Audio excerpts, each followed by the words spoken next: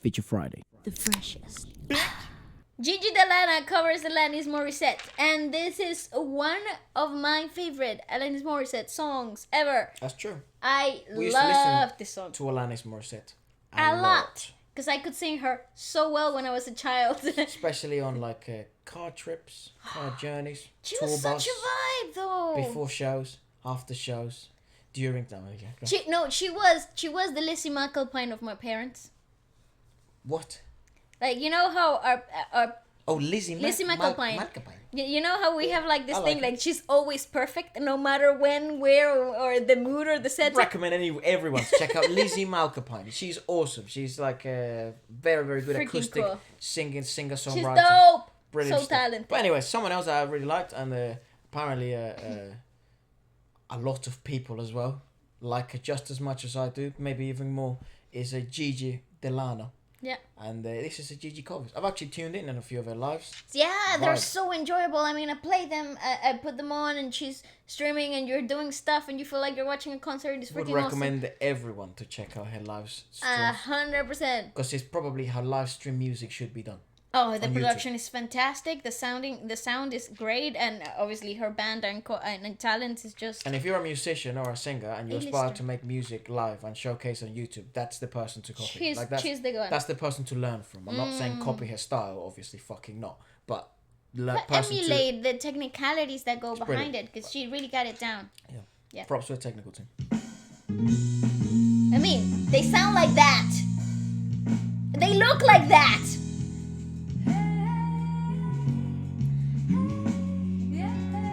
Oh, girl, stop.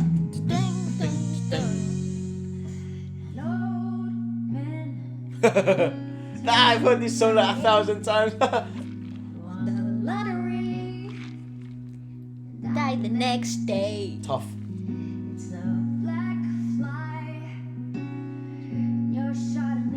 I love her take on this.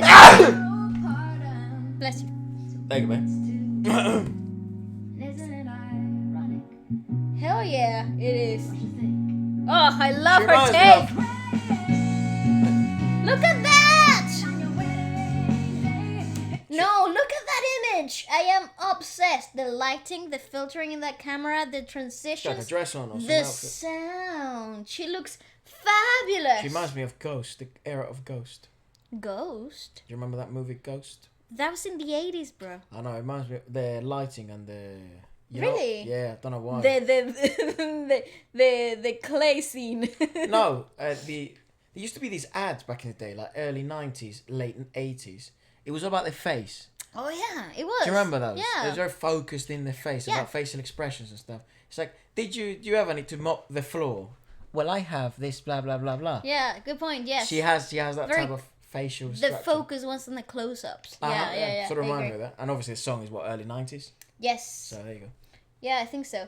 I mean, Alanis Morissette was such an iconic Immortalised at this point. late 90s, early 2000. 2000s like icon. I mean, at least for me, she was like the Billie Eilish Of the of time. the moment. Yeah, 'cause she was edgy and weird and Dark, her dark lyricism, right? and she liked to push boundaries in her music videos. What about and outfits? What was she like? oh well, do you know how the iconic music video which is like totally naked?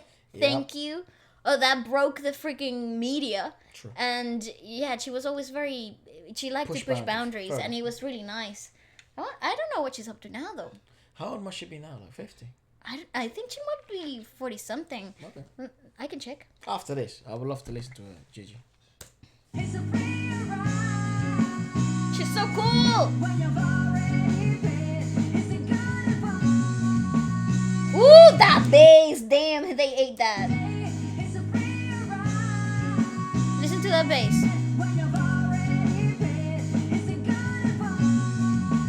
I mean, nasty.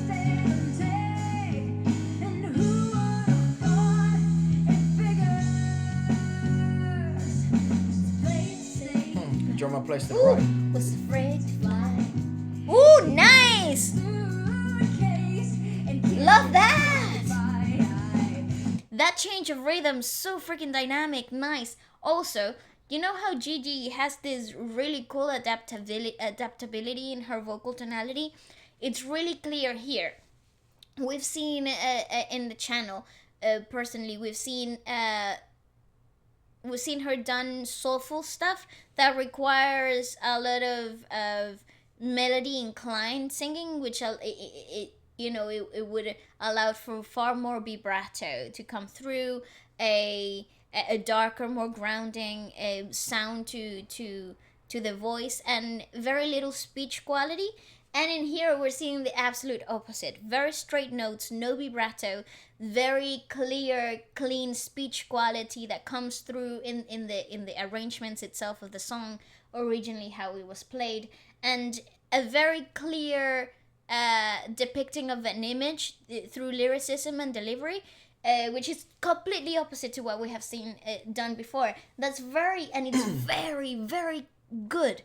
There's no rough edges. You wouldn't be able to say, oh, she's a classically trained singer trying to do alternative, or she's a soul singer trying to do alternative. There's no clues here. She's so good at it. That's why she was so impressive when we first watched it, in the sense that she makes it look so easy. Yeah. In the sense of, but I think it's easy because she sort of adapts so well to things. And I think... Without losing her own edge, though. Without losing herself in the covers. Yeah, without being Gigi, right? And that sounds ironic to say, because how can you stop being yourself, right? But it's very rough. It's very rough when you're uncomfortable, and in a genre, you actually stop being yourself. You try to maybe do things that you wouldn't do normally. Well, here's the argument that a lot of people say about a very... capable singers that are super adaptable, that they lose themselves in the process because they're able to emulate so well the original that you lose their original sound. They lose that individuality. You become a replica rather than a cover. Right? That's right. And in Gigi's case... I don't have any information about that. Oh? I found something related. Do you want to know what the share effect is? No, shut up. No, thank you, Google. Please, FBI. Piss off. The government's listening. Yeah. Actually, but we need it's some milk. but yeah, it's that whole idea that you could possibly lose yourself in the emulating process instead of trying to find your own sound. Yeah. And in her case, it's just so very clear who she is and how she's so aligned with herself. I don't think she's young. Yeah, I mean, she might be young, but I think she's been doing this for such a long time. I think so too. You know? I think so too.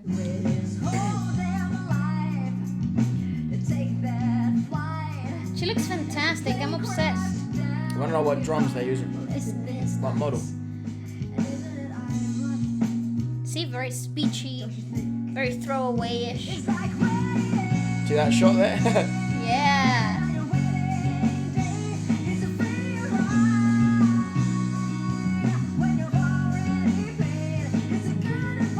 Yes, she's like a chameleon. Turn into anything. Nice. Nice. Nice use of that twang. It's really cool.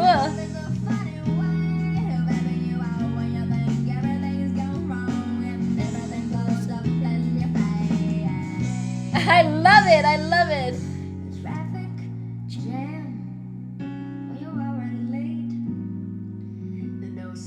Because that's what kind of make Alanis what she was, right?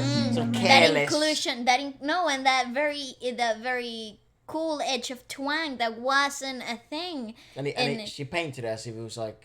It's careless. It's like we're mocking each other. Yeah. So it's like the annoyance of existing. And basically. Alanis Morisette was really clever in the delivery of her own tracks. It's like, because it's very speech prone, right? It's very driven by storytelling rather than melody itself, which it plays a huge part. But it's fantastic. It's like 10,000 spoons when all you need is a knife. It's meeting the man of my dreams and then leaving his beautiful wife. Yeah, that's tough. That's the whole thing about the song. Yeah, tough. Life's fucked. In true. know he's true. Yeah, do things. It's like crying. On your wedding day. It's a fair ride. Oh, he's fantastic. Already paid. It's a good Right, perhaps the best covers I've seen of this. Absolutely. day. And who would have thought it bigger? Well, there's a funny way of thinking about you. Life is a funny, Sounds like a Roland. funny way. Life is a funny way of thinking about you. Oh, and life is a funny way. And life is a funny way of thinking about you. And life is a funny way. And life is a funny way of thinking So interesting, right? Like, So nice. go on. It's quite interesting, isn't it? Like, everyone's experience of love is so fucking unique. You know, and like, and unfortunately, just because of the sheer number of people and the sheer number of experiences, a lot of people will experience love in a Similar matter. in a negative way, Oh. just because of probability. Oh, okay. You know, Yes. it's just gonna land on some people the wrong way. It is. Yeah. Yeah. You know, the more people, the higher the likelihood of messed up scenarios happening, often and somewhat similar to each other, right? Just as good experiences will happen too. But it's so ironic that like everyone can connect on that idea that like love is so funny. You know, it's like it doesn't make any sense. Yeah, You know? the phrase is life has a funny way of sneaking up on you. Yeah, but she's essentially talking about love. Oh yeah. You know, Sure. she's been let down, like because life is all often a letdown, and it can let you down by maybe sometimes you get fired out of your job. Yeah. Sometimes you meet the right person in the wrong time. Sometimes you get your heart broken, stepped on, and then spat on. You know? Oh God. Accurate, but yes. Okay. Other times you feel nothing. You know, other times you're so ironic, nothing even makes sense anymore. It's okay, It's funny. Yeah. It's a comedy show. Welcome to it. And I'm the clown. Yeah, right? yeah. So, but it's essentially, I mean, probably the most powerful force in the world is love, right? Anything that's probably most likely the most powerful force in the world. And if you've been let down by the most powerful force in the world, which has so much magnitude, it turns hysterical. Oh, it does. Because that's supposedly what we're all meant to feel at some point, right? But at some point, you always want it to be today or tomorrow, or you wanted it to be yesterday. Exactly, or it never ended in such a sour way. And also, just a lot of people, again, because of the sheer number of people, a lot of people never experience it. They go to their grave yearning for that experience, right? Yeah. You know, it's a never-ending chase for them. You know, so it can inspire fucking moments like this. Inspire crazy. fantastic music. But again, music's the best way to explain the human experience. That's true. What a great freaking cover! I love this. Helping you out. Helping you out. Isn't it ironic? Nice, love that. I mean, I adore the John fact. Cruz y Romeo Márquez. Yeah, fantastic. Well done to everybody there, the production, the editing team, everybody on the go. How do you say "and" in Tagalog? Oh yeah, good point. I don't know. Is it "e"? No, it can't be. Right? E. I don't know. I don't know. That's a very good question. Yeah, but yeah. So John and Romeo Márquez, very very good. Yeah. Fantastic, arrangements in the piece itself. Like, Actually, would love to see the bass play. yeah, me too. I love the little add-ons of rhythmicality, because it's a pretty linear song when you think about it. So the add-ons of dynamics in the music, it just adds so much depth to everything. It's awesome stuff. Really, I think Gigi's. I mean, I think that's why she keeps doing it. But I really Outstanding. think she's onto something. Yeah. Let us know more about maybe more of her work.